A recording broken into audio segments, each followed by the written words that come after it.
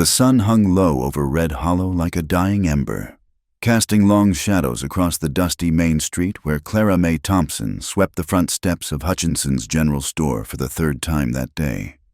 Her hands, rough and reddened from years of hard work, gripped the worn broom handle as she watched the townsfolk go about their evening business, most of them making a point to look right through her, as if she were no more substantial than the dust she swept away.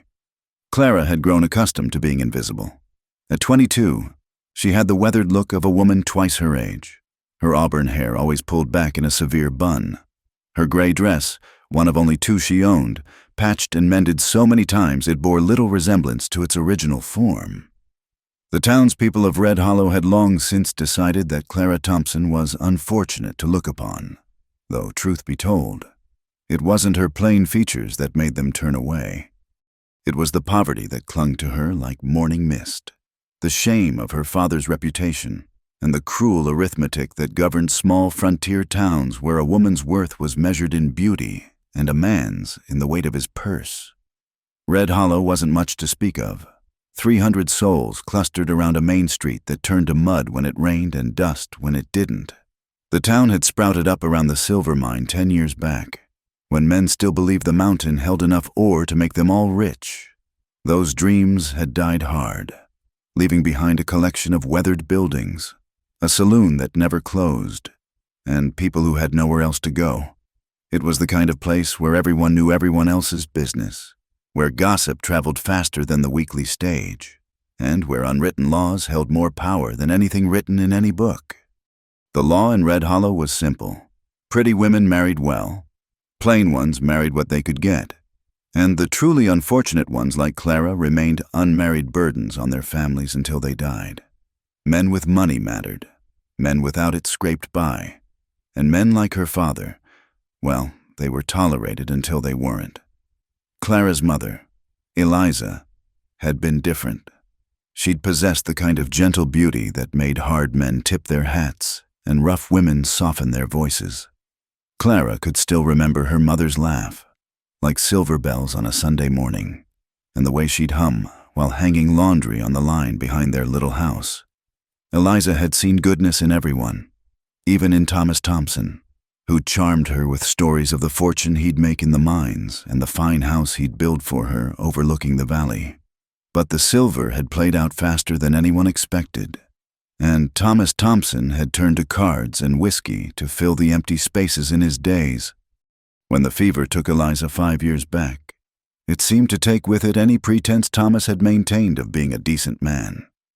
The drinking got worse, the gambling more desperate, and Clara found herself working longer hours at the general store just to keep food on the table and a roof over their heads. The worst part wasn't the poverty. Clara had made peace with wearing patched dresses and eating beans for supper more often than not. The worst part was the way the town had closed ranks around its judgment of her. Mrs. Adelaide Hutchinson, the storekeeper's wife, spoke to her only when necessary, and always in the tone one might use with a stray dog that had wandered too close to the kitchen. The younger women whispered behind their hands when she passed, and the men looked at her with a mixture of pity and dismissal that cut deeper than outright cruelty. Plain as a fence post and twice as useful, she'd heard Murphy Donovan say once, thinking she was out of earshot. Murphy owned the saloon and half the businesses in town, a broad-shouldered Irishman with cruel blue eyes and the kind of smile that never reached them. He had money enough to buy respect and power enough to crush anyone who crossed him.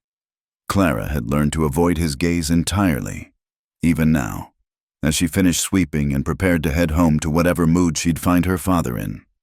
Clara caught sight of Murphy standing outside his saloon, watching her with an expression that made her skin crawl.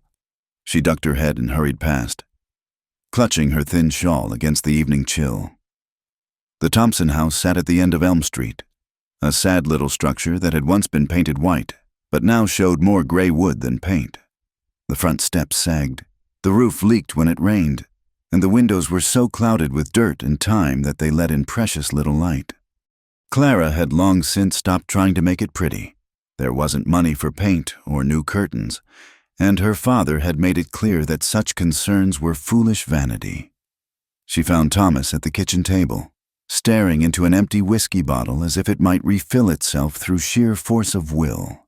His face, once handsome enough to win her mother's heart, had become puffy and red-veined, his dark hair now streaked with premature gray. He looked up when she entered, his bloodshot eyes struggling to focus. "Clara, girl," he mumbled, his words slurring together. "Sit down. Need to talk." Clara hung her shawl on the peg by the door and moved cautiously to the table. Her father's moods had become unpredictable these past months, swinging between maudlin regret and bitter anger with little warning. She'd learned to read the signs, the way he held his shoulders, the set of his mouth, the particular quality of silence that preceded his outbursts. "I've been thinking," Thomas continued, reaching across the table as if to take her hand, then seeming to forget the gesture halfway through. "About your mother, about what she'd want for you." Clara felt her chest tighten. Her father only mentioned her mother when he was either very drunk or very desperate, and neither boded well for whatever conversation was coming. "She wanted you to be happy. Clara wanted you to have a good life, better than this." He gestured vaguely at the shabby kitchen, the empty bottle, the weight of accumulated failures that seemed to press down on the little house like a physical thing. "I'm fine, Papa," Clara said quietly, though they both knew it was a lie. She wasn't fine, hadn't been fine since her mother died, but acknowledging that truth wouldn't help either of them. Thomas shook his head, a bitter laugh escaping his lips. "No, girl, you ain't fine, and neither am I. We've been fooling ourselves, thinking things might get better, but they ain't going to. Not unless—" He trailed off, staring at something Clara couldn't see. The silence stretched between them, filled only by the ticking of the mantel clock and the distant sounds of Red Hollow settling into another night. Clara wanted to ask what he meant, but some instinct warned her that she wouldn't like the answer. Instead, she rose from the table and began gathering the few dishes from their meager supper, focusing on the familiar routine of cleaning up, of maintaining the illusion that they were still a family living a normal life. Outside, a dog barked once and fell silent. The wind picked up, rattling the loose shingles on the roof and sending a chill through the drafty house. Clara pulled her sleeves down over her hands and continued washing dishes in water that had grown cold hours ago, trying not to think about the expression on her father's face or the way he'd talked about her mother as if she were already gone. In the distance, she could hear the piano from Murphy's saloon, a tinny melody that seemed to mock the quiet desperation of their little house. Tomorrow would bring another day of work at the general store, another day of invisible labor and averted eyes, another day of the slow suffocation that had become her life in Red Hollow. But tonight, Clara stood at the kitchen window, looking out at the star-filled sky above the mountains, and allowed herself to remember her mother's voice humming old songs while she worked. For just a moment, she let herself imagine a different life, one where she mattered to someone, where her worth wasn't measured in dollars or beauty, but in the quiet strength that had kept her and her father afloat all these years. It was a dangerous kind of dreaming in a place like Red Hollow, where hope was often the cruelest luxury of all. The knock came at dawn, sharp and insistent, cutting through the morning quiet like an axe through kindling. Clara had been awake for the better part of an hour, standing at the kitchen stove trying to coax life from the dying embers, when the sound froze her blood. In Red Hollow, early morning visits meant one of two things: death or debt. Given that she could hear her father's rattling snores from the back room, she feared it was the latter. Sheriff Ezra Whitman stood on the sagging porch, his weathered face grim beneath the brim of his hat. Behind him, like shadows made flesh, stood Murphy Donovan and his man Jake Crowley, their presence turning what might have been an official visit into something far more menacing. Clara's hands trembled as she smoothed her worn dress and opened the door just wide enough to speak through the gap. "Miss Thompson," Sheriff Whitman said, his voice carrying the weight of uncomfortable duty. "I need to speak with your father. Official business. He's not well this morning," Clara said, though they all knew what that meant. Thomas Thompson hadn't been truly well in years. Murphy stepped forward, his bulk filling Clara's vision. Even in the early morning light, he managed to look prosperous, his vest clean and pressed, his boots polished to a mirror shine. When he smiled, Clara felt her stomach turn to ice water. "Now, Clara, darlin'," Murphy said, his Irish accent thick as molasses. "This ain't the kind of business that waits for a man to sleep off his whiskey. Why don't you fetch him, and we'll make this as painless as possible." Clara wanted to slam the door, to pretend this wasn't happening, but the look in Sheriff Whitman's eyes told her that running would only make things worse. She nodded once and retreated into the house, her bare feet silent on the cold wooden floor. Her father's room smelled of stale liquor and unwashed clothes. Thomas lay sprawled across the narrow bed, still wearing yesterday's shirt, his mouth open in sodden sleep. Clara shook his shoulder gently, then with increasing urgency, until his bloodshot eyes finally opened and fixed on her face. "Papa?" she whispered. "The sheriff's here, and Murphy Donovan." The change in Thomas was immediate and terrible. What little color he had drained from his face, and his hands began to shake as he struggled to sit up. Clara had seen her father afraid before, afraid of creditors, afraid of his own shadow. But this was different. This was the fear of a man who had finally run out of places to hide. "Jesus, Mary, and Joseph," Thomas muttered, running his hands through his greasy hair. I hoped they'd forgotten." "Papa, what's happening?" Clara asked, though part of her already knew. Her father's gambling had grown worse in recent months, his trips to Murphy's saloon longer and more frequent.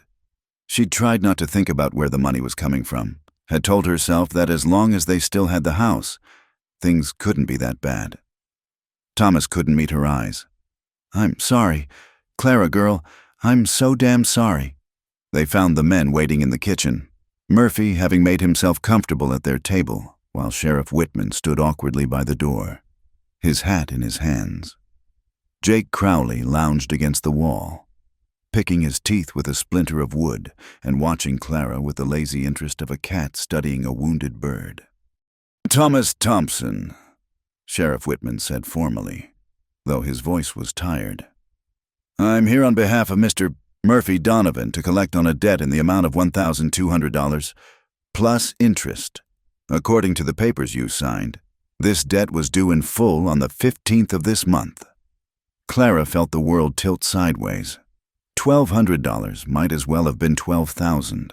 It was more money than their family had ever seen at one time. Her father worked sporadically at the mine when they'd have him, earning perhaps $20 a month when times were good. At the general store, Clara made $3 a week, even if they spent nothing on food or fuel. It would take them years to earn such a sum. "Now, Sheriff," Murphy said, his voice reasonable as honey, "let's not be too hasty. Thomas here is a good man who's fallen on hard times. I'm sure we can work something out." Thomas swayed where he stood, gripping the back of a chair for support. "I can get the money. Murphy, just give me a little more time. A few more weeks, maybe." Murphy's laugh was soft and cold. "Oh, Thomas, you sweet fool. We both know you ain't got 2 nickels to rub together, much less $1,200. But don't you worry. I'm a fair man, and I believe in giving folks a chance to make things right." He reached into his vest pocket and withdrew a folded paper, spreading it on the table with the care of a man displaying a prize. Clara couldn't read the fancy writing, but she recognized her father's scrawled signature at the bottom. "According to this here contract," Murphy continued, "in the event that the debt cannot be repaid in full, the debtor agrees to forfeit all property, including the family residence, to be sold at public auction. Furthermore, any unmarried female relatives may be offered for marriage arrangement to satisfy the remaining balance." The words hit Clara like physical blows. Marriage arrangement. In the territories, it was a polite term for something that was barely one step above slavery, a woman sold to the highest bidder, with no say in her own fate. She'd heard whispers of such things happening in other towns, to other unfortunate girls, but she'd never imagined it could happen to her. That's not legal," Clara whispered, finding her voice at last. Sheriff Whitman cleared his throat uncomfortably. I'm afraid it is. Miss in territorial law, debts can be satisfied through property transfer, and that includes arrangements for dependents. Murphy's eyes glittered with satisfaction. The auction will be held this Saturday in the town square, high noon, so everyone can attend. Your little house should fetch enough to cover about half what your daddy owes. Which leaves... He pretended to calculate, though Clara suspected he'd done this math many times before. $600 or thereabouts. That's what we'll be asking for you, darlin'.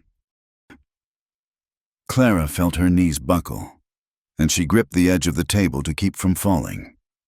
$600. They were putting a price on her like she was a horse or a piece of furniture. Around the table, the men watched her with varying degrees of discomfort and anticipation, as if they were witnessing something distasteful but necessary. Please, Thomas said, his voice breaking. Take the house. Take everything we have. But leave my daughter out of this. She's a good girl. She don't deserve... Should have thought of that before you signed the papers. Jake Crowley spoke for the first time, his voice rough as sandpaper. Man's got to pay his debts one way or another. Murphy stood, straightening his vest with an air of finality. The arrangements are already made. Thomas, I've posted notices around town, sent word to the neighboring settlements. Should be quite a crowd come Saturday. He paused, his gaze settling on Clara with an expression that made her skin crawl. Don't look so glum. Girl, could be you'll end up with a decent man, someone who'll treat you well. Course, there's no guarantee of that, but life's full of gambles, ain't it? After they left, Clara and her father sat in silence for a long time. The morning sun streamed through the dirty windows, illuminating the dust motes that danced in the air like tiny spirits. Outside, Red Hollow was waking up. She could hear the distant sounds of horses and voices, the normal business of a day beginning. But inside their little house, the world had ended. I never meant for this to happen, Thomas said finally, his voice barely above a whisper. I thought I could win it back. I was so close. Clara, just one more hand, one more game. Clara looked at her father and saw him clearly for perhaps the first time in years. Not as the man who had once made her mother laugh, not as the father who had tucked her into bed with stories of better days to come, but as a broken, selfish man whose weakness had finally consumed everything she held dear. How long? She asked. What? How long have you known this would happen? How long have you been planning to sell me to pay your debts? Thomas flinched as if she'd struck him. It ain't like that. Clara, I never planned. I thought I could fix it before... Before what? Before Saturday? Clara stood, her legs unsteady but her voice growing stronger. You signed papers. Papa, you put my name on a contract like I was cattle to be traded. The accusation hung in the air between them, and Thomas seemed to age another 10 years in the space of a heartbeat. Clara felt something breaking inside her chest. Not her heart, exactly, but some last fragile connection to the life she had known. In 4 days, she would stand on a platform in the town square while men decided what she was worth. In 4 days, everything she had ever been would be swept away by the highest bidder. She walked to the window and looked out at Red Hollow, watching the townspeople go about their morning routines. Some of them already knew. She realized. Word traveled fast in a small town, and by now half the settlement would have heard about Saturday's auction. She imagined them discussing it over breakfast, debating her likely price, speculating about who might bid. The thought made her stomach turn, but beneath the nausea was something else, a cold, hard anger that she had never felt before. For years, she had accepted the town's judgment of her, had made herself small and invisible to avoid their cruelty. But now, facing the complete destruction of her life, Clara found that she was tired of being afraid. Saturday would come whether she was ready or not. The auction would happen, and her fate would be decided by men who saw her as nothing more than a debt to be settled. But until then, she was still Clara May Thompson, and she would meet her destiny with whatever dignity she could muster. Behind her, her father began to weep, great, gasping sobs that shook his entire body. Clara didn't turn around. She had no comfort left to give him, no forgiveness for the choice he had made. Instead, she stood at the window and watched the sun climb higher over Red Hollow, counting down the days until her old life ended and something new, something unknown and terrifying, began. Saturday morning arrived with the kind of crisp autumn air that should have promised good things: clear skies, bright sunshine, and the smell of wood smoke drifting from chimneys across Red Hollow. Instead, Clara woke to the sound of hammering as men erected the auction platform in the town square, each blow of the hammer driving home the reality of what was about to happen. She had spent the previous 3 days in a strange sort of suspended animation, moving through her routines at the general store while the townspeople whispered around her like she was already gone. Mrs. Hutchinson had been unusually kind, pressing an extra 50 cents into Clara's hand on Friday evening for your trouble, as if money could somehow ease the humiliation to come. Even the usually cruel Jake Crowley had tipped his hat when he passed her on the street, a gesture that felt more like mockery than courtesy. Clara had chosen her dress with the care of a woman preparing for her own funeral. The blue calico had been her mother's, one of the few nice things Eliza had owned, and Clara had spent Friday evening letting out the seams and mending a small tear near the hem.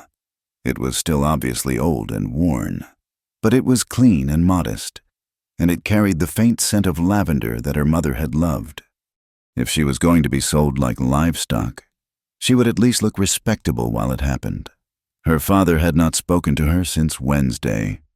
He wandered through the house like a ghost, unable to meet her eyes, drinking steadily but quietly, as if even his grief needed to be kept small and unobtrusive. Clara found she preferred his silence to his apologies. Words couldn't change what was coming, and she had no comfort left to offer him. By 11:30, Clara could hear the crowd gathering in the square. Voices carried on the morning air, men discussing the weather and business, women sharing gossip, children playing games between the wagon wheels. It sounded like any other Saturday morning in Red Hollow, except for the undercurrent of anticipation that made Clara's stomach clench with dread. She stood before the cracked mirror in her mother's room, trying to pin her auburn hair into something resembling respectability. Her hands shook as she worked, and twice she had to start over when the pins scattered to the floor.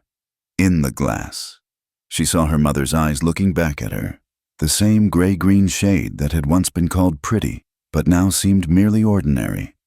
Eliza had been delicate where Clara was sturdy, graceful where Clara was awkward, but the eyes were the same. "Help me through this, Mama," Clara whispered to her reflection. "Help me be strong." The walk to the town square felt like a march to the gallows. Clara's father walked beside her, his face gray and haggard, stumbling occasionally as if the weight of his shame was too much to bear upright. They said nothing to each other, both lost in their own private agonies, the sound of their footsteps loud on the wooden sidewalks. The crowd was larger than Clara had expected. Word had indeed spread to the neighboring settlements, and she recognized faces from as far away as Miller's Creek and Pine Ridge. Men in clean work clothes stood next to prosperous-looking ranchers, while their wives clustered in small groups, fans fluttering despite the cool air. Near the front, Murphy Donovan held court like a king among his subjects, his voice booming with false joviality as he greeted potential buyers. The auction platform stood in the center of the square like an altar dedicated to commerce. Sheriff Whitman had set up a small table beside it, papers spread across its surface, a cash box gleaming in the sunlight. The sight of it made Clara's knees weak, and she had to stop walking for a moment to gather her courage. "Clara Thompson, there's our girl." Murphy's voice cut through the crowd noise like a blade. Heads turned, conversations died, and suddenly Clara felt the weight of hundreds of eyes upon her. Men appraised her with the calculating gaze of buyers examining merchandise, while women whispered behind gloved hands, their expressions ranging from pity to smug satisfaction. "Come now, don't be shy," Murphy continued, his voice carrying the false cheer of a carnival barker. "Folks have come a long way to see what's on offer today." Clara forced herself to walk forward, her chin held high despite the heat rising in her cheeks. She would not give them the satisfaction of seeing her crumble. As she passed through the crowd, she caught fragments of conversation that cut like knives. Plain as pudding, but she looks strong enough. Heard she can read and write. That's worth something. Murphy's asking too much. You could get a horse for that price. The platform creaked under Sheriff Whitman's weight as he climbed the steps. He had the look of a man performing a distasteful but necessary duty. His weathered face set in lines of professional resignation. When he reached for Clara's hand to help her up, his touch was gentle, and she caught a glimpse of something like sympathy in his tired eyes. "Ladies and gentlemen," Sheriff Whitman began, his voice carrying across the square, "we are here today to settle the debt of Thomas Thompson in the amount of $1,200, plus interest. The family home has been valued at $600, leaving a balance of $650 to be satisfied through marriage arrangement." Clara stood at the center of the platform, feeling exposed and vulnerable as a deer caught in an open meadow. The crowd pressed closer, men pushing forward to get a better look, while women craned their necks from behind their husbands' shoulders. She tried to focus on a point somewhere above their heads, but everywhere she looked, she met eyes that seemed to be calculating her worth in dollars and cents. "Miss Clara Thompson," Sheriff Whitman continued, 22 years of age, unmarried, able to read and write, experienced in household management and storekeeping. Bidding will start at $650. The silence that followed was deafening. Clara had expected immediate interest, perhaps even competing calls from eager bidders. But instead, the crowd seemed to hold its collective breath. Seconds ticked by like hours, and Clara felt her cheeks burn with humiliation. Even at this degrading auction, no one wanted her. Then, like a serpent uncoiling, Murphy's voice rose from the crowd. $500? Sheriff Whitman frowned. "Mr. Donovan, the opening bid is $650? For that price?" Murphy laughed, the sound harsh and grating. "Sheriff, let's be reasonable here. The girl's past her prime, plain as a board fence, and she comes with no dowry, no connections, nothing but the clothes on her back. 500 is generous." A murmur of agreement rippled through the crowd, and Clara felt something die inside her chest. She had known she wasn't pretty, had long accepted that she would never inspire poetry or passionate declarations of love. But to hear her worth debated so publicly, so cruelly, was almost more than she could bear. "Now see here," Sheriff Whitman began, but Murphy was already climbing the platform steps, his bulk making the wooden structure groan ominously. "Don't misunderstand me," Murphy said, his voice now carrying a false note of kindness. "I'm willing to take the girl off your hands, give her a place to work, a roof over her head. She can help out at the saloon, serve drinks, maybe do some cleaning. It's honest work, and she'll be well taken care of." The implication in his words made Clara's stomach turn to ice. She knew what kind of work Murphy was really offering, what kind of care she could expect at his hands. Around the platform, she saw knowing looks exchanged between men, while the women in the crowd began to murmur among themselves with expressions of disapproval and excitement. "I won't do it," Clara said, her voice carrying farther than she had intended. "I won't go with him." Murphy's smile turned predatory. "Now, darling, you don't really have a choice in the matter. The law's the law, and debts have to be paid one way or another." $600? The voice came from the back of the crowd, clear and strong, cutting through the tension like a clean blade. Heads turned, conversation stopped, and even Murphy fell silent as the sea of people began to part. Clara couldn't see who had spoken, but she could track his progress through the crowd by the reactions of those around him. Women stepped aside with expressions of surprise and curiosity, while men nodded respectfully or touched their hat brims in greeting. Whoever he was, he commanded a different kind of attention than Murphy's bullying presence. 700, Murphy countered quickly, his jovial mask slipping to reveal something harder underneath. 800. The voice was closer now, and Clara caught a glimpse of movement near the front of the crowd, a tall figure in dark clothing. but still too far away to make out clearly. Murphy's face had gone red, his hands clenched into fists at his sides. $900, and that's my final offer. The crowd held its breath, waiting for a response. Clara found herself straining to see the mysterious bidder, hope and fear warring in her chest. Anyone had to be better than Murphy, but she had learned not to trust in rescue, not to believe that anyone would save her from the life she had been born to. $1,000. This time, the voice was clear and close, and Clara finally saw him as he stepped into the open space around the platform. He was tall, taller than any man she had ever seen, with shoulders broad enough to fill a doorway, and hands that looked like they could span her waist. His hair was dark brown, touched with premature gray at the temples, and his face was weathered by sun and wind into the kind of rugged handsomeness that came from hard work rather than careful grooming. But it was his eyes that caught Clara's attention and held it. They were the color of winter sky, pale blue and clear, and when they met hers across the distance between platform and ground, she felt something shift inside her chest. Not love, she wasn't fool enough to believe in that, but recognition, perhaps. The acknowledgement of one lonely soul by another. Murphy was sputtering now, his careful composure completely shattered. Now see here, Callahan, this ain't your concern. The girl's spoken for— Not yet, she isn't.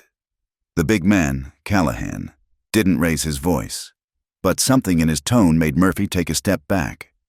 Sheriff, I believe I hold the high bid.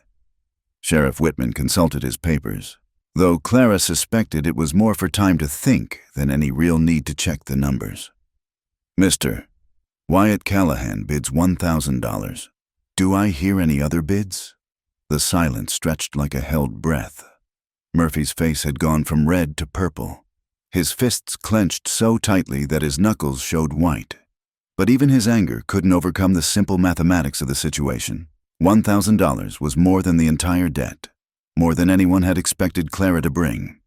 Going once, Sheriff Whitman called, his voice carrying across the suddenly quiet square. Going twice. Murphy opened his mouth as if to speak, then seemed to think better of it. His gaze swept from Clara to Callahan and back again. And Clara saw something ugly and calculating in his expression that made her shiver despite the warm sunshine. Sold, Sheriff Whitman announced, bringing his gavel down with a sharp crack that seemed to echo off the surrounding buildings. Miss Clara Thompson to Mr. Wyatt Callahan for $1,000.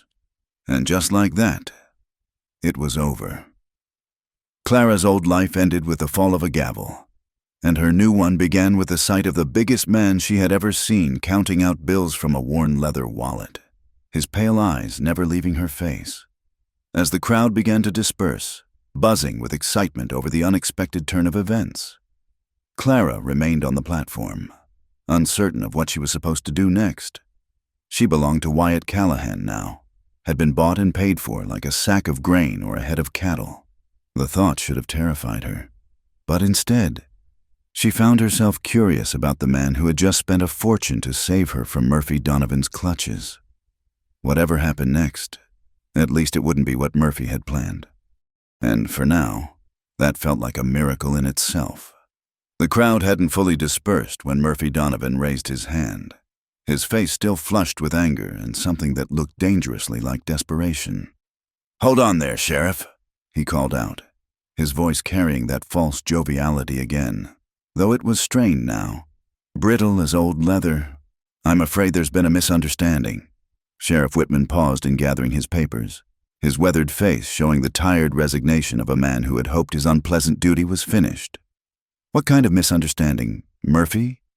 Well, you see, Murphy said, stepping closer to the platform where Clara still stood, feeling like a spectacle for all to gawk at. Mr. Callahan here says he's got $1,000, but I don't see no money changing hands. Far as I know, he could be bluffing, trying to drive up the price for sport. A murmur ran through the remaining crowd, and Clara felt her stomach drop. She had allowed herself to hope, just for a moment, that her ordeal was over, that she might escape Murphy's clutches after all. But now, uncertainty crept back in like a cold fog.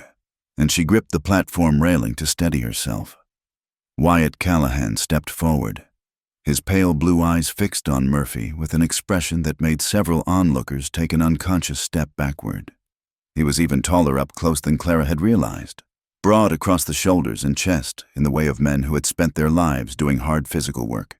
His clothes were clean but well worn, dark trousers, a white shirt open at the collar, and a black vest that had seen better days but was mended with care.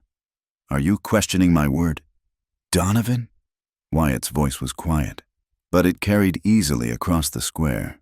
There was something in his tone, not quite a threat, but a promise of consequences should Murphy choose to press the matter. Murphy's bluster faltered for just a moment before reasserting itself. "Now, don't go getting your hackles up.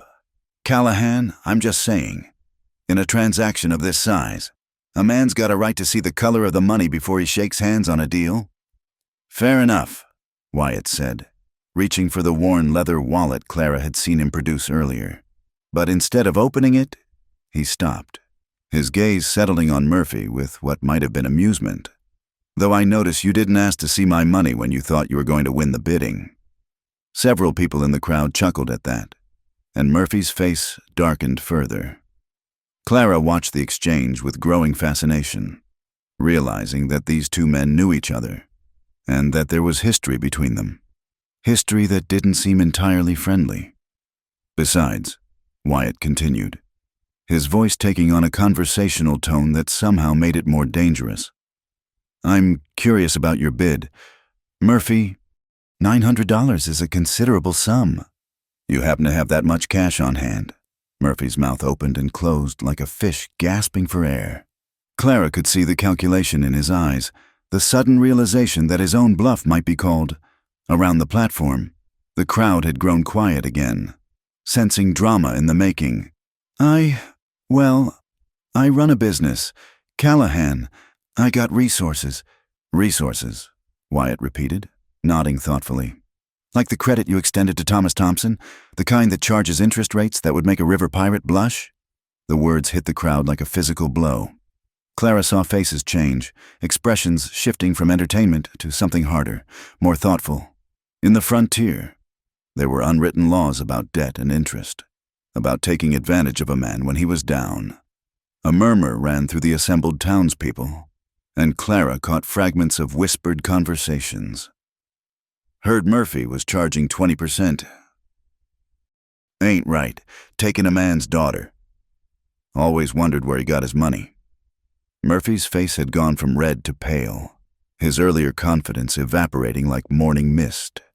"Now see here, that's a legitimate business arrangement." "Legitimate," Wyatt said, and now there was definitely amusement in his voice. "Is that what you call it when you extend credit to a man who's drunk, then claim his house and daughter when he can't pay?" Sheriff Whitman cleared his throat uncomfortably. "Gentlemen, we need to settle this matter. Mr. Callahan, if you have the funds—" "Oh, I have them," Wyatt said, finally opening his wallet, but instead of producing a stack of bills, he reached down and began unlacing his right boot. The crowd watched in bewilderment as he pulled off the worn leather boot and turned it upside down, shaking out a small roll of bills tied with string. Clara stared in amazement as Wyatt repeated the process with his left boot, producing another, larger roll of money. He set both boots on Sheriff Whitman's table with a soft thud, then began counting out bills with the methodical care of a bank teller. "Boots," Murphy said, his voice weak with disbelief. "You keep your money in your boots?" Wyatt looked up from his counting, his blue eyes holding that hint of amusement again. "That's right. You see, Murphy, when a man earns his money through honest labor, working cattle, breaking horses, building fences, he learns the value of every dollar. These boots have walked thousands of miles, through mud and dust and snow, earning every cent that's hidden in them."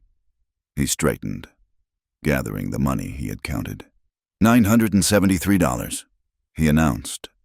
"Plus this." From his vest pocket, he produced a small leather pouch and shook out 27 silver dollars, their surfaces gleaming in the afternoon sun. $1,000 exactly, Sheriff Whitman confirmed, his voice carrying a note of wonder. All present and accounted for. But Wyatt wasn't finished. He picked up his boots, holding them in his large hands as if they were precious objects rather than worn work gear. "These boots," he said, his voice carrying across the now silent square, "have walked behind a plow from dawn to dusk. They've stood in freezing creek water while I pulled sick cattle from the mud. They've climbed mountains to find lost steers. And they've danced at church socials with ladies who deserved better partners." He looked directly at Clara, and she felt her breath catch at the intensity in his pale eyes. "They've never walked into a saloon to gamble away money that didn't belong to me. They've never stood on a platform while a man tried to buy a woman's freedom with money earned through usury and intimidation." The crowd was completely still now, hanging on every word. Even Murphy seemed transfixed, his earlier bluster completely deflated. "Mr. Donovan," Wyatt continued, turning his attention back to Murphy. "You asked to see the color of my money? Well, here it is. Every dollar earned through honest work, saved in the only bank I trust." He gestured to his boots with something that might have been pride. "This is what $1,000 looks like when it's earned rather than stolen." Murphy's face had gone through several color changes during Wyatt's speech, settling finally on a sickly yellow that matched his complexion when he was deep in his cups. "You can't. The girl was legally offered and legally purchased," Sheriff Whitman interjected firmly. "Mr. Callahan's bid stands, and his payment is valid. The transaction is complete." Clara felt her knees go weak with relief, but Wyatt wasn't finished with Murphy yet. He stepped closer to the smaller man, not menacingly, but with the quiet confidence of someone who had nothing to prove and nothing to hide. "Murphy," he said, his voice dropping to a conversational level that somehow seemed more threatening than a shout. "I know what kind of work you had planned for Miss Thompson, the same kind you've arranged for other unfortunate girls who've had the misfortune to fall into your debt." Murphy's eyes darted nervously around the crowd, as if seeking escape or support, but finding neither. "I don't know what you're implying." "I'm not implying anything," Wyatt said quietly. "I'm stating facts. Lily Morrison disappeared 3 months after you helped her family with their debt. Sarah Webb hasn't been seen since last spring. Both of them young. Both of them desperate. Both of them in your employ when they vanished." The accusation hung in the air like smoke from a signal fire. Clara saw faces in the crowd change again, saw recognition dawn in the eyes of townspeople who had perhaps wondered about those missing girls, but had been afraid to ask questions. "You can't prove nothing," Murphy said, but his voice was weak, lacking conviction. "Maybe not," Wyatt agreed, "but I can make sure it doesn't happen again." He reached into his vest pocket and produced a folded document, which he handed to Sheriff Whitman. "Legal transfer of property. I'm buying Thomas Thompson's house and lot for the remaining $200 of his debt." Sheriff Whitman unfolded the paper, his eyebrows rising as he read, "This appears to be in order. Property transfer, payment in full. Debt satisfied." He looked up at Murphy. "Looks like there's nothing left for you to collect. Murphy?" Murphy's face twisted with rage and frustration. "This ain't over, Callahan, not by a long shot." "Yes, it is," Wyatt said calmly, pulling his boots back on with deliberate care. "Miss Thompson is now under my protection, and her father's debt is paid in full. You have no further business with either of them." He straightened, his full height making him tower over Murphy like a mountain overshadowing a hill. "And Murphy, if anything happens to Miss Thompson, or her father, or any other young woman in this town, I'll know where to look. We clear on that?" Murphy's mouth worked soundlessly for a moment before he managed to spit out, "Crystal clear," but his eyes promised retribution, and Clara felt a chill despite the warm afternoon sun. As the crowd finally began to disperse for real this time, Clara remained on the platform, watching Wyatt Callahan gather his money and papers with the same methodical care he had shown in counting out his payment. She realized she was trembling, not from fear, but from the overwhelming realization that her life had just changed completely. She had been prepared for the worst, had steeled herself to endure whatever fate awaited her, But this man, this stranger, had not only saved her from Murphy's clutches, he had done it with a dignity and honor that she had never expected to see from anyone in Red Hollow. When Wyatt finally looked up at her, his pale blue eyes were kind but serious. "Miss Thompson," he said formally, "if you're ready, I'd like to take you home." Home. The word echoed in Clara's mind as she allowed him to help her down from the platform. She didn't know where home was anymore, didn't know what her life would look like tomorrow, or next week, or next year. But for the first time since this nightmare had begun, she felt something that might have been hope. As they walked away from the town square, Clara caught a glimpse of her father standing in the shadow of Hutchinson's store, his face a mask of guilt and gratitude. Their eyes met for just a moment, and Clara saw that he understood what had happened here, understood that she was beyond his reach now, for better or worse. Behind them, Murphy Donovan stood alone beside the empty auction platform, his dreams of easy profit scattered like leaves in the wind.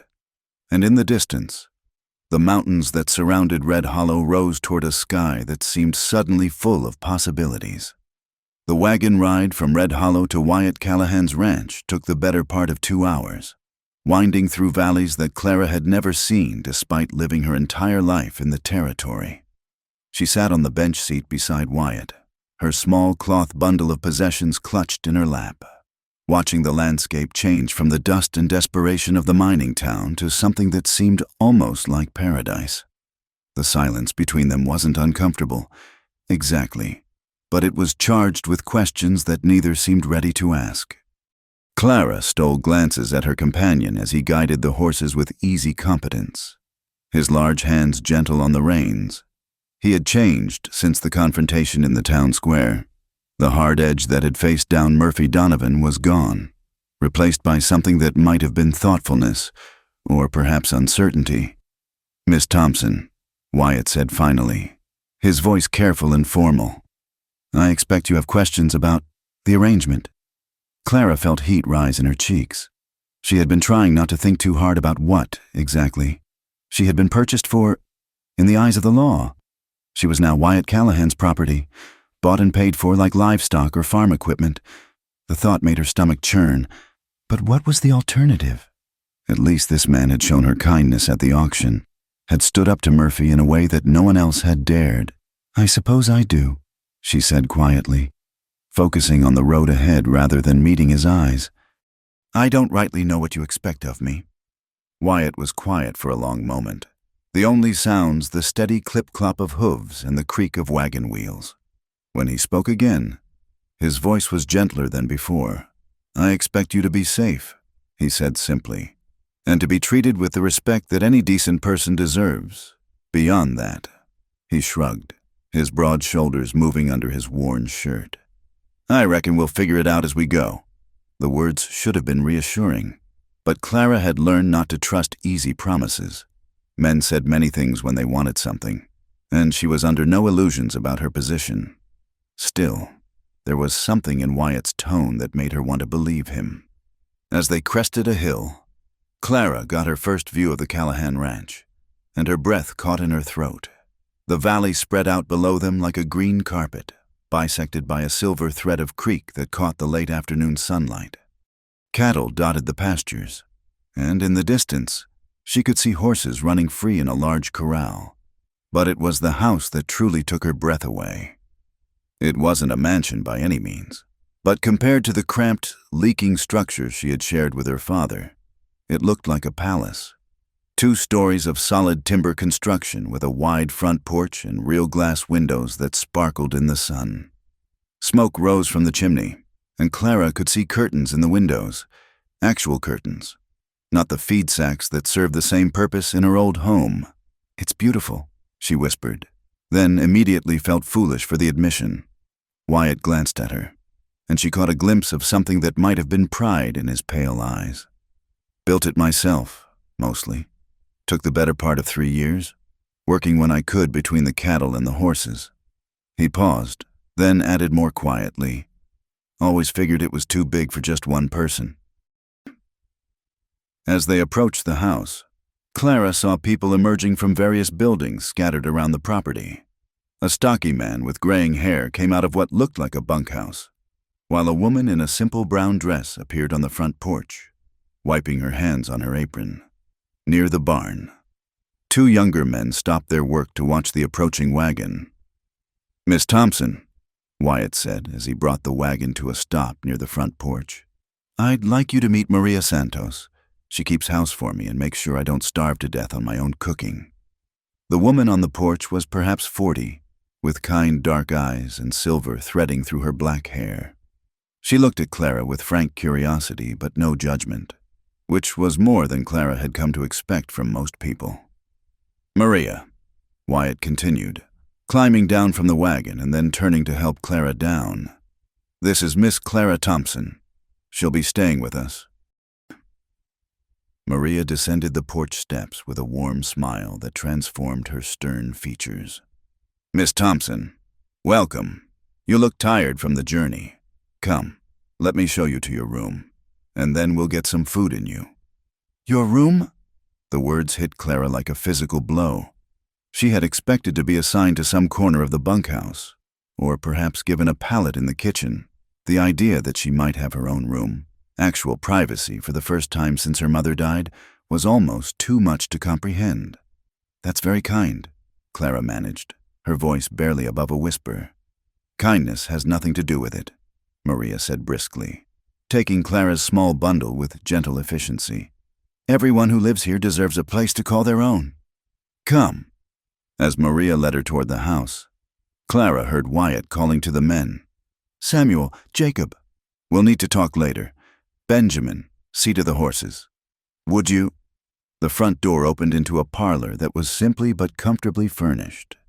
Clara's eyes widened as she took in the polished wooden floors, the braided rug, the stone fireplace with its carved mantel.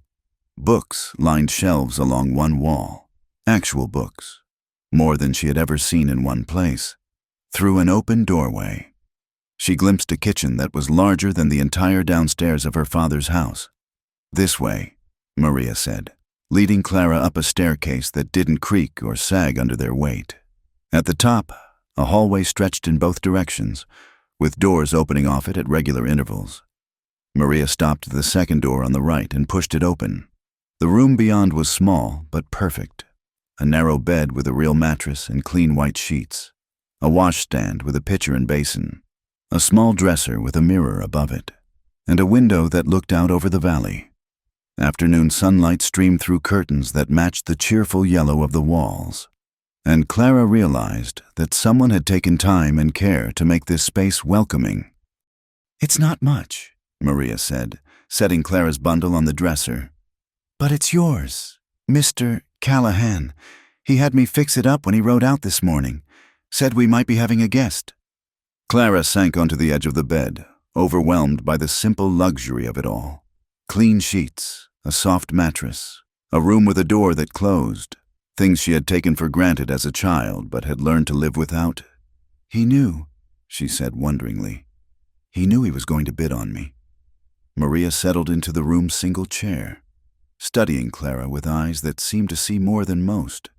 "Mr. Callahan, he don't do nothing without thinking it through first.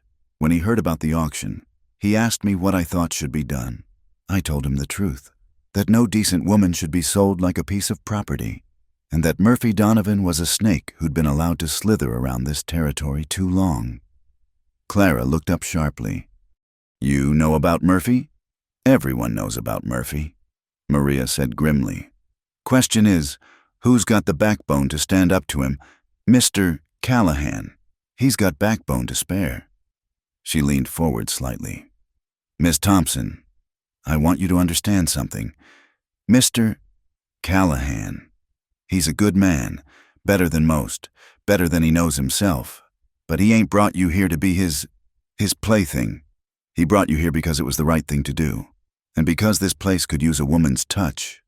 The words should have been comforting, but Clara found herself asking, "Then what am I? I mean, what's my place here? I'm not family. I'm not exactly hired help." Maria was quiet for a moment, seeming to choose her words carefully. "You're someone who was in trouble, And now you're not. Beyond that, I reckon time will tell. Mr. Callahan, he don't rush into things, and he don't make demands on people. You'll find your place here, same as the rest of us did. A knock on the doorframe interrupted them, and Clara looked up to see Wyatt standing in the hallway, his hat in his hands. He looked uncertain, almost shy, which seemed strange for a man of his size and obvious confidence. "I'm sorry to interrupt," he said. "I just wanted to make sure you were settling in all right, and to let you know that supper will be ready in about an hour. Maria, I've told Samuel and the boys that Miss Thompson is to be treated with complete respect. Anyone who has a problem with that can draw his pay and move on. They're good men," Maria said firmly. "They'll do right by her." Wyatt nodded, then seemed to struggle with something else he wanted to say. Finally, he looked directly at Clara. "Miss Thompson, I want you to know that you're free to come and go as you please. This isn't a prison, and you're not a prisoner. If you want to visit your father, or go into town, or if you decide you don't want to stay here at all, you just need to say so." Clara stared at him in amazement. "You mean that?" "I do," Wyatt said simply. "The debt's paid, fair and square. Murphy Donovan has no more claim on you or your father. You're free to make your own choices." The words hit Clara like a thunderbolt. Free. She had been so focused on survival, on enduring whatever fate awaited her, that she had forgotten what freedom even felt like.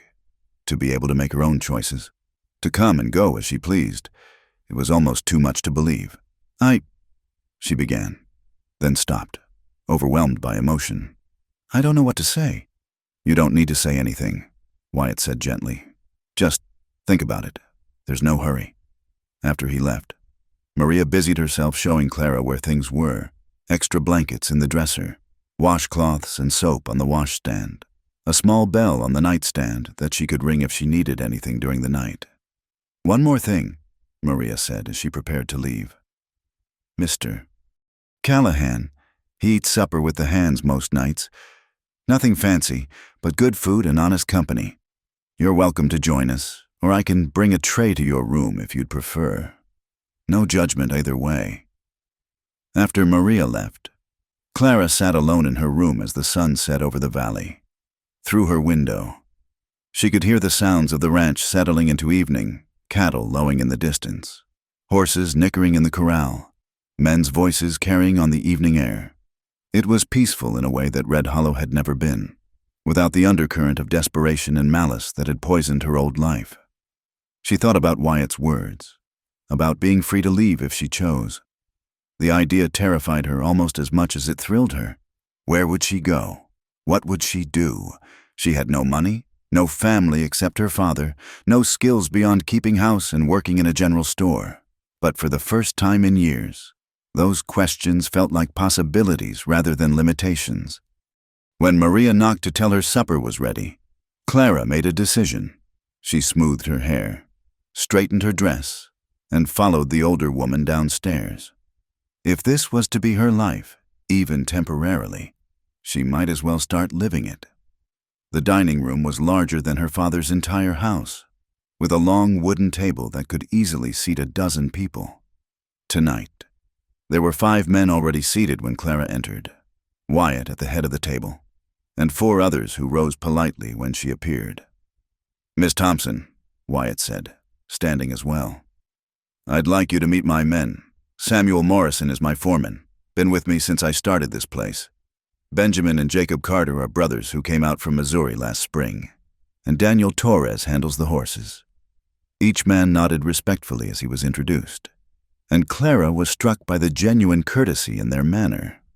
These weren't the leering, calculating looks she was used to from men in Red Hollow. They treated her like a lady, with the kind of respect she had only seen extended to women like Mrs. Hutchinson or the banker's wife.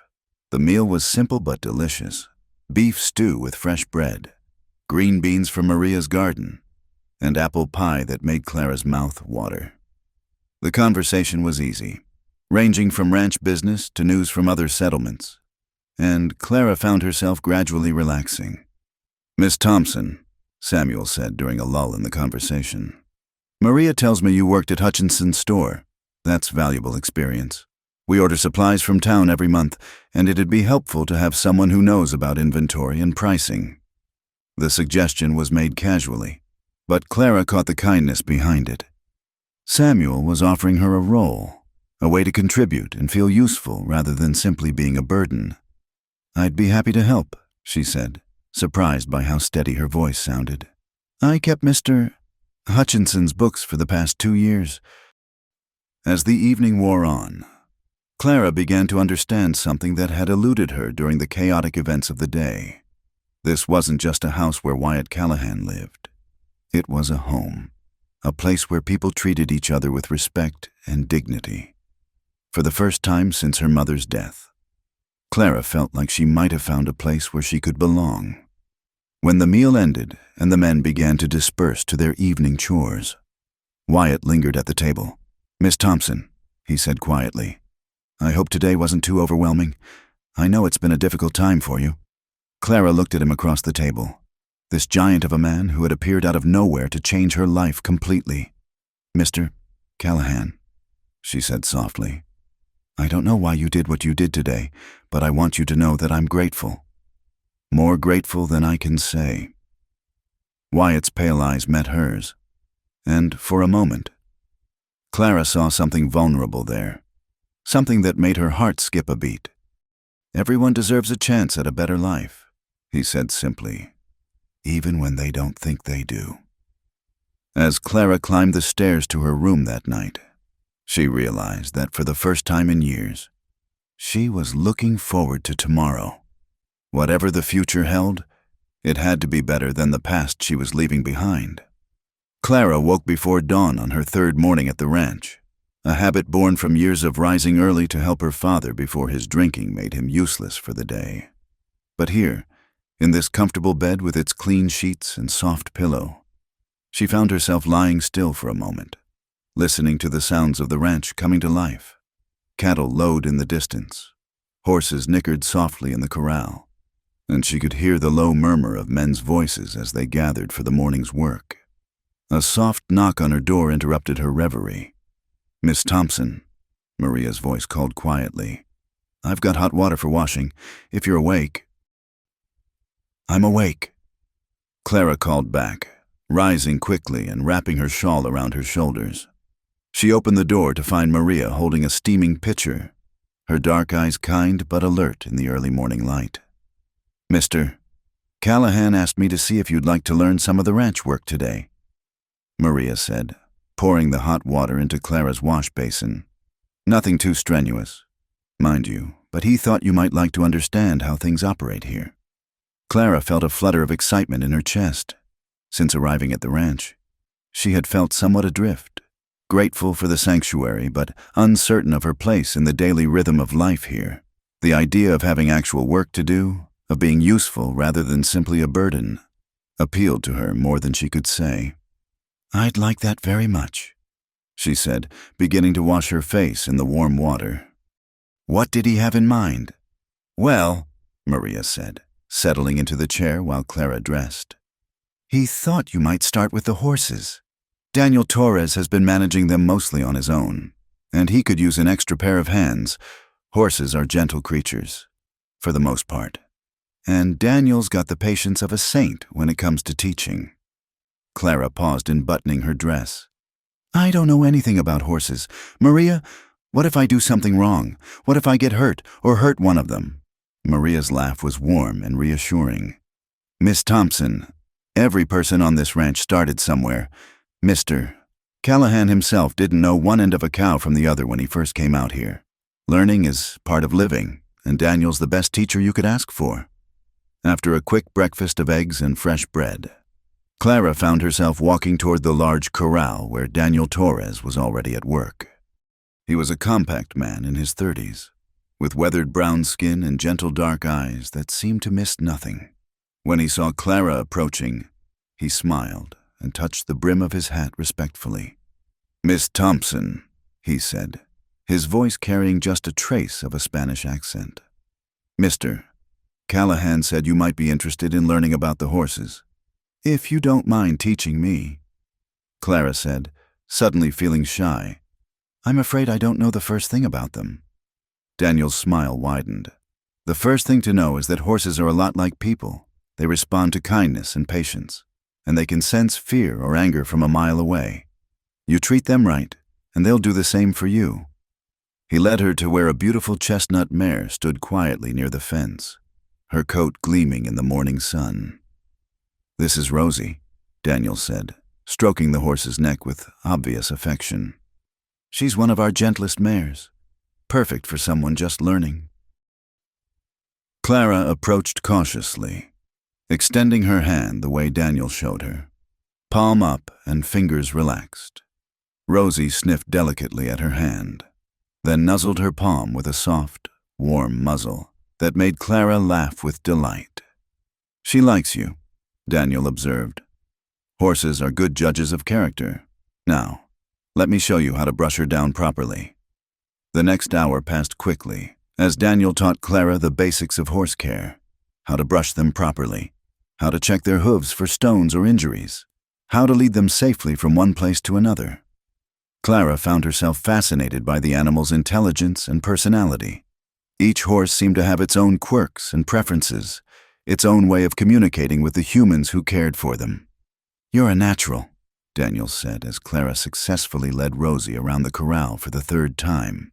Most people are either too timid or too forceful when they first start. You've got the right touch. Clara flushed with pleasure at the compliment. It had been so long since anyone had praised her for anything that she had almost forgotten what it felt like to be good at something. Miss Thompson. The deep voice made Clara turn, and she saw Wyatt approaching the corral, his pale blue eyes taking in the scene with what might have been approval. How are you finding the work? I love it, Clara said honestly, then immediately felt foolish for the enthusiasm in her voice.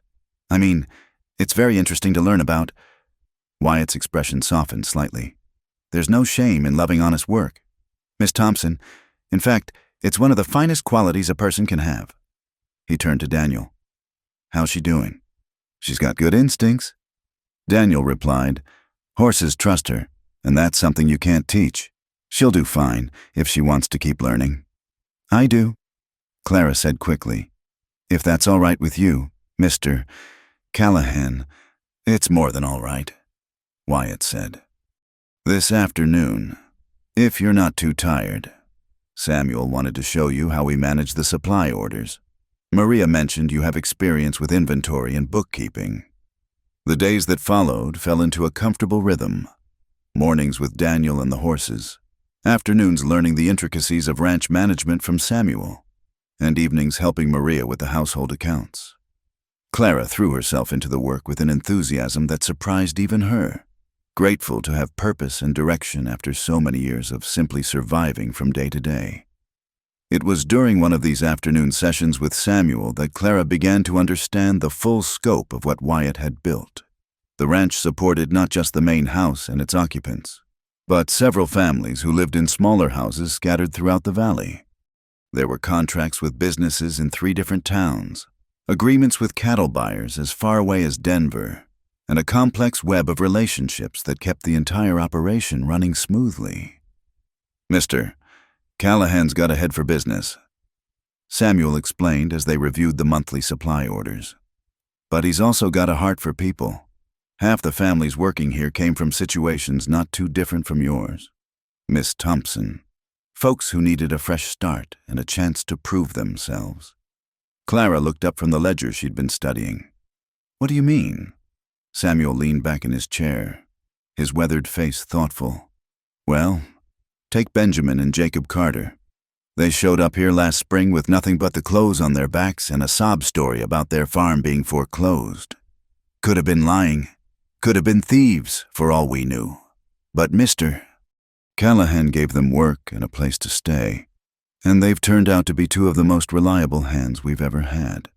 He gestured toward the window, where Clara could see Daniel working with one of the younger horses. Daniel there was running from some trouble down in New Mexico when he first arrived. Never did say what kind of trouble, and Mr. Callahan never asked, Just put him to work with the horses and let him prove his worth through his actions. And Maria? Clara asked, curious about the woman who had become something like a motherly figure to her. Maria's husband died in a mine accident 5 years back, Samuel said quietly. Left her with nothing but debts and memories. Mr. Callahan offered her work and a place to live, and she's been managing this household ever since. Does a better job than most men could, if you ask me. Clara felt a warmth spreading through her chest as she began to understand the kind of man Wyatt Callahan truly was.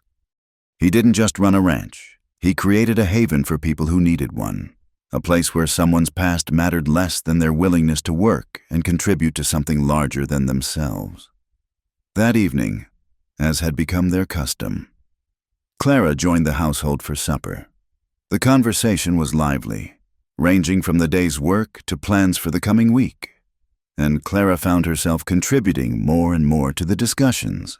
Her experience at Hutchinson's store proved valuable when it came to understanding supply costs and vendor relationships, and she had ideas about improving the efficiency of their ordering system. "That's a fine suggestion, Miss Thompson," Wyatt said when she proposed consolidating their orders from Red Hollow to reduce transportation costs. "Why don't you work up a proposal with Samuel, and we'll try it next month." After supper, as the men dispersed to their evening chores and Maria busied herself in the kitchen, Clara found herself alone with Wyatt for the first time since that first awkward wagon ride from town. He was reading a book by the fire. She had learned that he was a voracious reader, with interests ranging from cattle breeding to philosophy. But he looked up when she approached. "Mr. Callahan," she said, settling into the chair across from him. "I wanted to thank you again for everything you've done for me. Not just bringing me here, but giving me the chance to contribute, to feel useful again." Wyatt closed his book, marking his place with a careful finger. "You don't need to thank me for that. Miss Thompson, you've earned your place here through your own hard work and good sense." "But I do need to thank you," Clara insisted. "You could have just given me a room and told me to stay out of the way. Instead, you've treated me like a valued member of the household." "I haven't felt that way since my mother died." Something flickered in Wyatt's pale eyes at the mention of her mother. "Tell me about her," he said quietly. "If you don't mind talking about it." Clara was surprised by the request, but she found herself wanting to share. "She was wonderful," she said softly. "Kind and gentle, but strong too. She could make the most beautiful things out of nothing, quilts from fabric scraps, gardens that bloomed even in poor soil. She saw the good in everyone, even when—" She trailed off, thinking of her father. "Even when it was hard to see," Wyatt finished gently. "Yes." Clara looked down at her hands, folded in her lap. "She always said that everyone deserves a chance to be better than they were yesterday. I think she would have liked you, Mr. Callahan. You live by that same philosophy." Wyatt was quiet for a long moment, staring into the fire. When he spoke again, his voice was softer than Clara had ever heard it. "I lost someone too," he said. "My wife, Anne. Fever took her 3 winters ago, along with our unborn child." Clara felt her heart clench with sympathy. "I'm so sorry. She would have loved having you here," Wyatt continued, still looking into the flames. "She always said this house was too big for just the 2 of us, that it needed to be full of life and laughter. She would have been delighted to see you working with the horses, contributing to the household the way you have." The admission hung between them, intimate and painful. Clara realized that Wyatt's kindness to her might be motivated by more than simple charity. Perhaps he, too, was seeking to heal old wounds by creating new connections. "What was she like?" Clara asked softly. Wyatt's face softened with memory. "Beautiful, but not in the way that makes men stupid. Beautiful in her spirit, in the way she cared for everything and everyone around her. She could gentle a spooked horse or calm a crying child with equal skill. And she believed in second chances, in the possibility that people could change and grow and become better than they were." Clara felt tears prick at her eyes. "She sounds wonderful." She was. Wyatt finally looked at Clara directly. and she saw pain in his pale eyes. But also something else, perhaps gratitude. I think she would have been pleased to know that her belief in second chances lives on in this place. As Clara climbed the stairs to her room that night, she carried with her a new understanding of the man who had saved her from Murphy Donovan's clutches. Wyatt Callahan wasn't just a successful rancher or a good man. He was someone who understood loss and loneliness, who had chosen to fill the empty spaces in his life by creating opportunities for others to heal and grow. In her room, as she prepared for bed, Clara caught sight of herself in the small mirror above her dresser. The face looking back at her was subtly different from the one she had seen just weeks ago in Red Hollow. Her cheeks had filled out slightly from Maria's excellent cooking. Her skin had a healthy glow from working outdoors, and her eyes held something that had been missing for years: hope. For the first time since her mother's death, Clara May Thompson felt like she was exactly where she belonged. And as she drifted off to sleep, she found herself looking forward to tomorrow's challenges with an eagerness that would have been impossible to imagine just a short time ago. The first sign of trouble came on a crisp October morning, 3 weeks after Clara had settled into the comfortable rhythm of ranch life.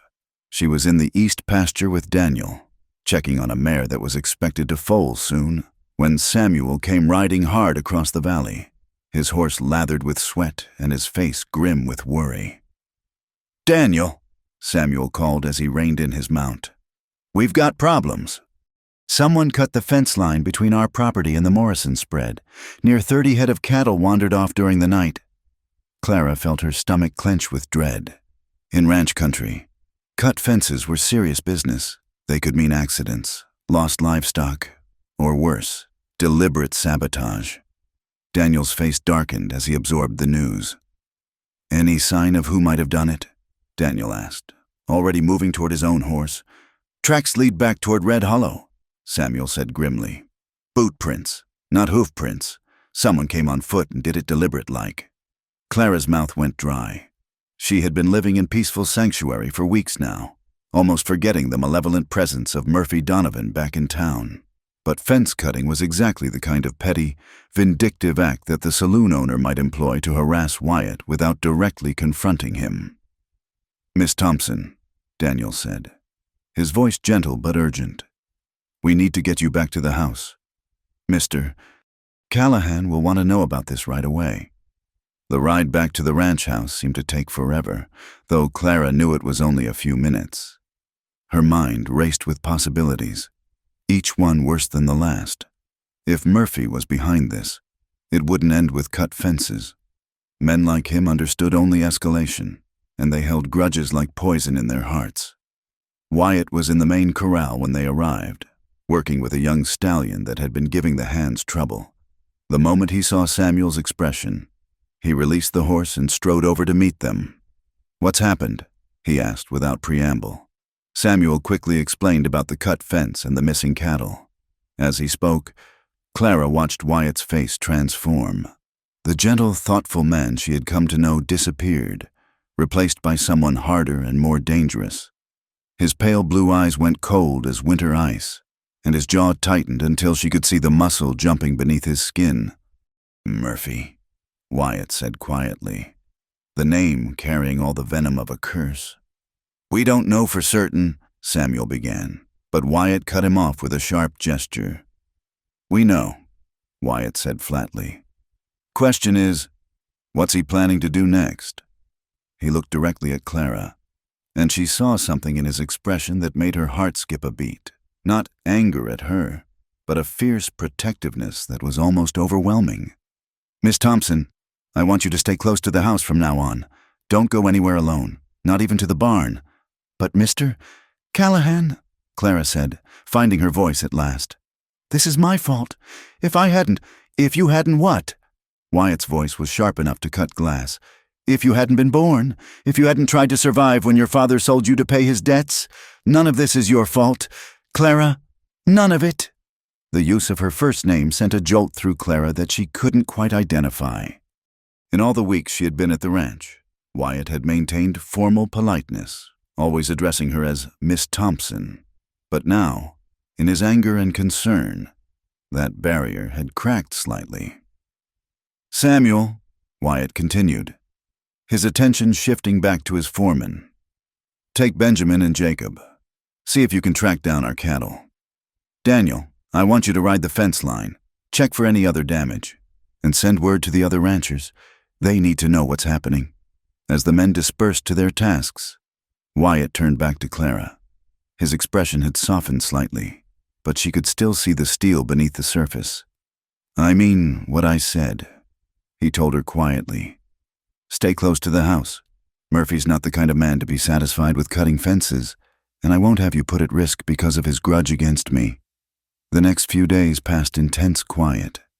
Samuel and the others managed to recover most of the lost cattle, though 2 calves were never found and were presumed lost to predators or thieves.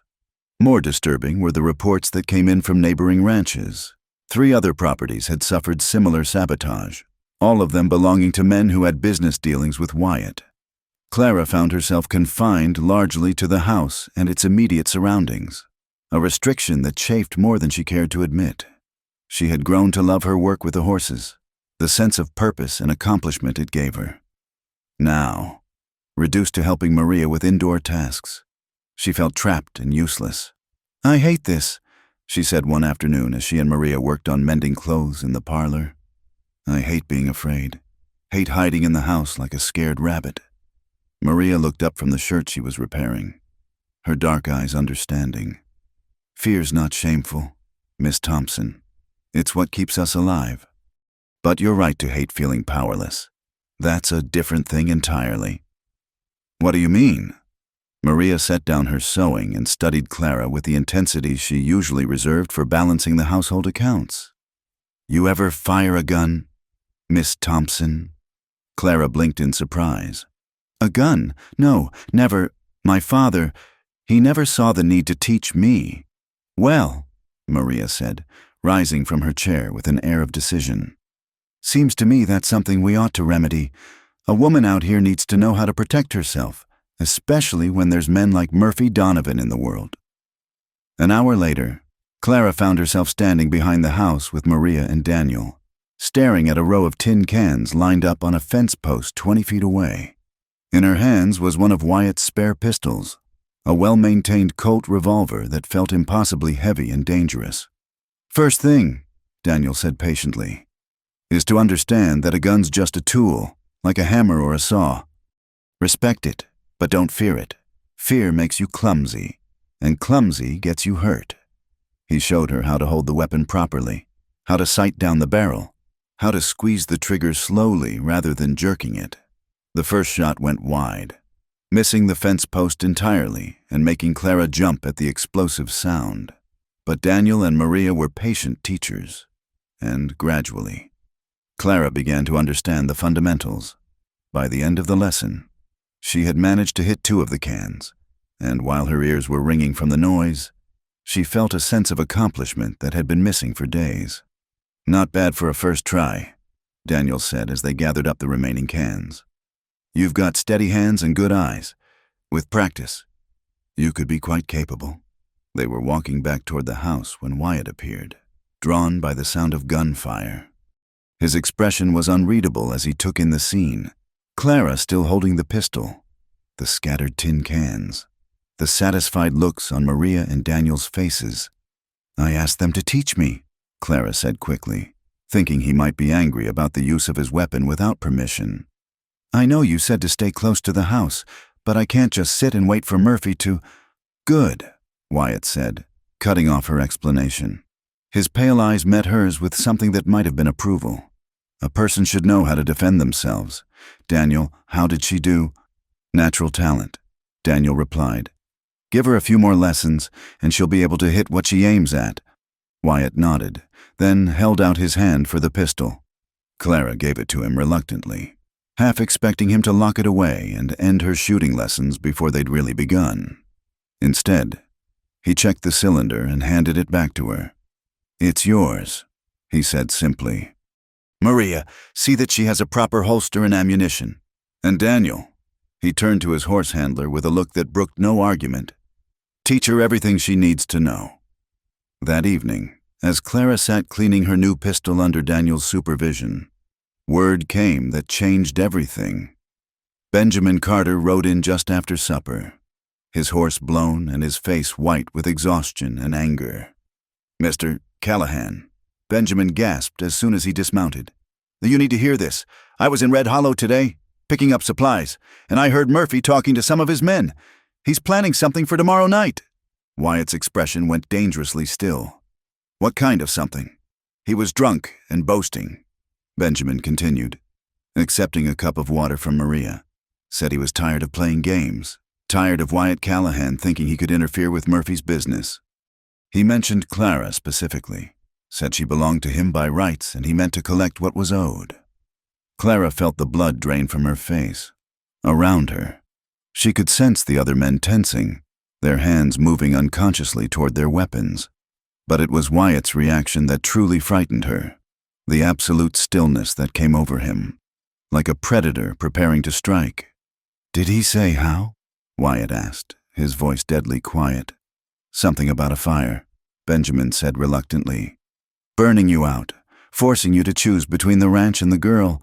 He seemed to think you'd hand her over rather than lose everything you've built." The silence that followed was broken only by the crackling of the fire in the hearth. Clara looked around the room at these people who had become her family. Maria with her fierce protective instincts, Daniel with his quiet competence, Samuel with his steady loyalty, and Wyatt with his unwavering integrity. The thought of Murphy threatening them, threatening this place that had become her sanctuary, filled her with a rage she had never known she possessed. "No," she said quietly, the word cutting through the tension like a blade. Everyone turned to look at her, and Clara realized she had spoken aloud. She stood up, her new pistol still in her hands, and faced Wyatt directly. "I won't let him destroy this place because of me," she said, her voice growing stronger with each word. "I won't let him hurt any of you. If he wants me, I'll—" "No!" Wyatt's voice was absolutely final. "You're not going anywhere, and you're not sacrificing yourself to that bastard's greed. This ranch has stood against drought, disease, and winter storms that would break most men. It'll stand against Murphy Donovan, too. But if he burns, let him try." Wyatt's pale eyes were blazing now, and Clara saw in them the same fierce determination that had faced down Murphy at the auction. "This is our home, Clara. All of us, and no one, drives us out of our home." Samuel stepped forward, his weathered face grim but resolute. "What do you want us to do, boss?" Wyatt was quiet for a long moment, his mind clearly working through possibilities and plans. When he spoke again, his voice carried the authority of a man who had never lost a fight that truly mattered. "We prepare," he said simply. "Daniel, move all the horses to the far pasture, away from the buildings. Samuel, organize watches for tonight and tomorrow. Make sure everyone's armed and ready. Maria, gather up anything valuable that can't be replaced. Documents, photographs, your mother's jewelry. We'll hide it in the root cellar." He turned to Clara last, and she saw something in his expression that made her heart race. Not just protectiveness now, but something deeper, more personal. "And you," he said quietly, "are going to learn everything Daniel can teach you about that pistol. Because whatever happens tomorrow night, you're not going to face it helpless."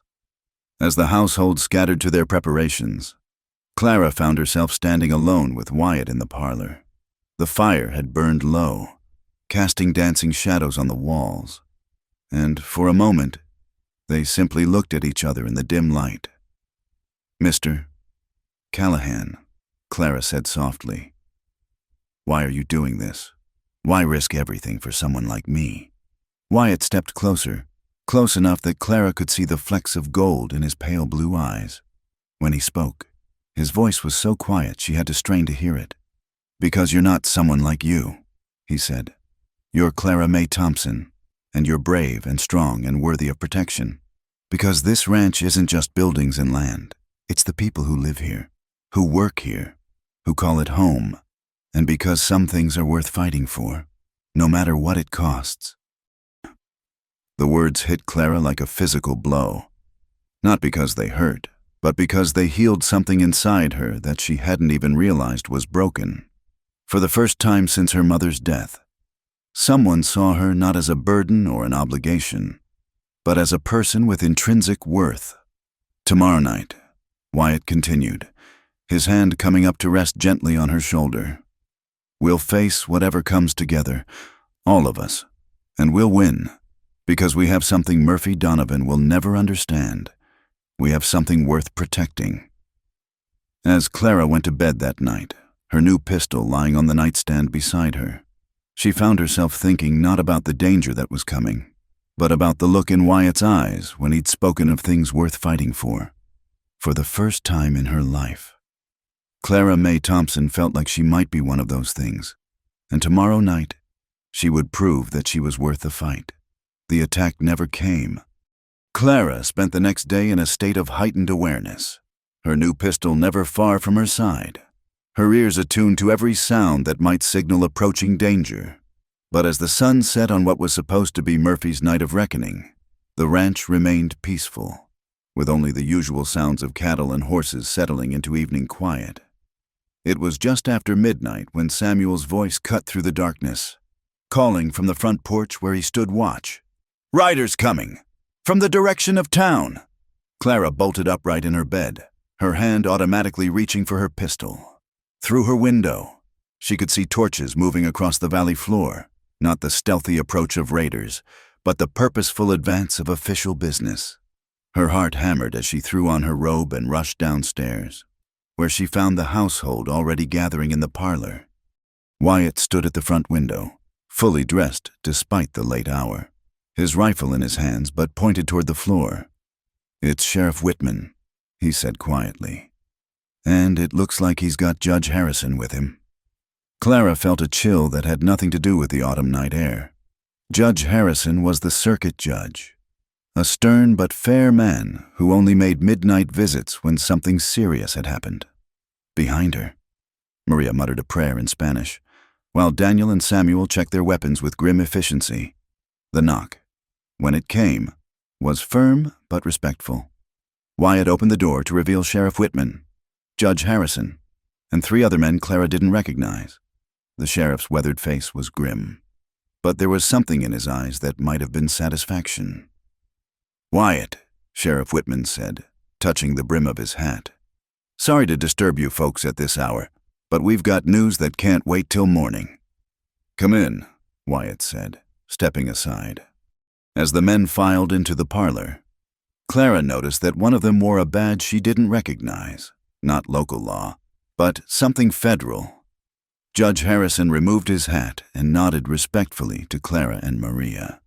He was a tall, distinguished man with silver hair and eyes that seemed to see everything. "Miss Thompson," he said formally, "I'm pleased to see you well. We've come with news about Murphy Donovan." Clara's breath caught in her throat. "What kind of news?" "The kind that means you're finally free of him," the federal marshal said. Speaking for the first time, his voice was rough but kind, and when he looked at Clara, his expression was sympathetic. "Name's Marshal William Crawford. Miss, I've been tracking Murphy Donovan for the better part of 2 years." Wyatt gestured for everyone to sit, though Clara noticed he remained standing, positioned where he could see both the door and the windows. "What's this about, Marshal?" Marshal Crawford reached into his coat and withdrew a thick folder of papers. "Murphy Donovan is wanted in 3 territories for fraud, extortion, and conspiracy. What happened to Miss Thompson, that fake debt, the forced auction, it's been his pattern for years. We finally caught up with him yesterday." "Caught up with him how?" Samuel asked from his position near the door. "Well," Sheriff Whitman said, allowing himself a small smile, "seems Mr. Donovan got a bit too confident. Deputy Marshal Richards here was in his saloon yesterday, posing as a cattle buyer, when Murphy started bragging about his plans for tonight." The third stranger, a younger man with sharp eyes, nodded. He laid out the whole scheme, how he was going to burn out the Callahan ranch, force Mr. Callahan to hand over Miss Thompson, and then sell her to buyers he had lined up in Denver. Even showed me the forged papers he'd used to create her father's debt. Clara felt her knees go weak. and she sank into the nearest chair. Forged papers. Judge Harrison leaned forward, his expression gentle despite his stern features. Miss Thompson, your father never owed Murphy Donovan a cent. The debt papers, the contracts, all of it was false. Murphy targeted your family because he knew your father was drinking heavily and wouldn't be able to fight back. The revelation hit Clara like a physical blow. For months, she had carried the weight of her father's supposed gambling debts, had blamed him for the desperate circumstances that led to her auction. Now, to learn that it had all been an elaborate lie, a cruel deception designed to trap her, it was almost too much to process. "But the auction," she said weakly. "Sheriff Whitman was there. He made it official." "I was doing what I thought was legal," Sheriff Whitman said, his voice heavy with regret. "Murphy showed me papers that looked genuine, claimed everything was proper according to territorial law. I should have looked closer, should have questioned more. I'm sorry, Miss Thompson, truly sorry." Wyatt moved to stand behind Clara's chair, his presence solid and reassuring. "What's happened to Murphy?" "He's in custody," Marshal Crawford said with satisfaction, along with Jake Crowley and 2 other men who were helping him. "When we searched his office, we found records going back 5 years. Other women he'd trapped the same way, families he'd cheated, businesses he'd ruined. He won't be seeing freedom again in this lifetime." Clara looked up at the marshal with tears in her eyes. "The other women, what happened to them?" Marshal Crawford's expression darkened. "Some we found, some we didn't. The ones we located are being reunited with their families where possible. The others," he shook his head grimly, "Murphy's got a lot to answer for." "There's more," Judge Harrison said, opening his own folder of documents. "Miss Thompson, because the debt was fraudulent, you're entitled to compensation. Murphy's assets are being seized, and you'll receive a settlement for the harm done to you and your father." "How much?" Clara asked, not because she cared about the money, but because she could hardly believe any of this was real. $500. The judge replied, "Enough to give you and your father a fresh start, if that's what you choose." $500. More money than Clara had ever imagined having. Enough to buy a small house, or start a business, or travel anywhere she wanted to go. The freedom it represented was almost overwhelming. "Your father's been notified," Sheriff Whitman added quietly. He's taken the news hard. Knowing that his drinking made it easy for Murphy to target your family, knowing what you suffered because of it, he wants to see you when you're ready." Clara nodded, though she wasn't sure how she felt about facing her father yet. The anger she'd carried for so long was complicated now by the knowledge that he, too, had been a victim of Murphy's schemes. "There's one more thing," Marshal Crawford said, glancing at Judge Harrison. "Mr. Callahan, we need to address the legal status of Miss Thompson's situation." Wyatt tensed slightly. "What do you mean?" "Well," Judge Harrison said carefully, "technically, you purchased Miss Thompson at a legal auction. Even though the underlying debt was fraudulent, the law in these matters can be complex." Clara felt her heart stop. After everything, after learning the truth about Murphy's deception, was she still legally bound to Wyatt? The irony would be too cruel, to discover her freedom only to lose it again to legal technicalities. "However," the judge continued, "given the circumstances, and given that Miss Thompson is now a woman of independent means, the court is prepared to declare the entire transaction null and void. Miss Thompson, you are free to make your own choices about your future." Free? The word echoed in Clara's mind as she looked around the room at the faces of people who had become her family. Maria, with her fierce protectiveness and warm heart. Daniel, with his gentle wisdom and patient teaching. Samuel, with his steady loyalty and quiet strength. And Wyatt, tall, strong Wyatt, who had paid $1,000 for her freedom and then given her so much more. "What will you do?" Wyatt asked quietly, his voice carefully neutral. Clara rose from her chair and turned to face him. In his pale blue eyes, she saw hope and fear warring together, saw a man trying to prepare himself for loss while desperately wishing it wouldn't come. "I don't know," she said honestly. A week ago, I thought I knew exactly what my life was going to be.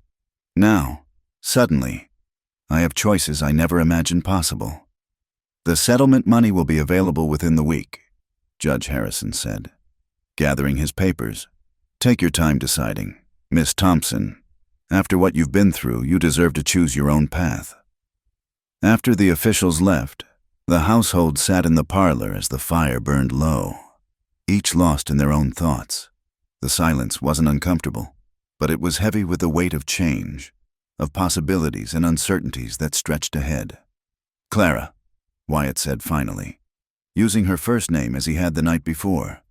I want you to know that whatever you decide, you'll always have a place here, not because of any legal obligation, but because you're part of this family now. That won't change, no matter what. Clara felt tears prick at her eyes. What if I wanted to stay? Not because I have to, not because I have nowhere else to go, but because I choose to? Something shifted in Wyatt's expression, hope flickering to life in his eyes. Then you'd be welcome for as long as you wanted. And what if I wanted to be more than just a member of the household? Clara continued, her heart hammering as she found the courage to speak her deepest truth. What if I wanted to be your partner, your equal, your wife? The words hung in the air between them, and Clara saw the exact moment when understanding dawned in Wyatt's face.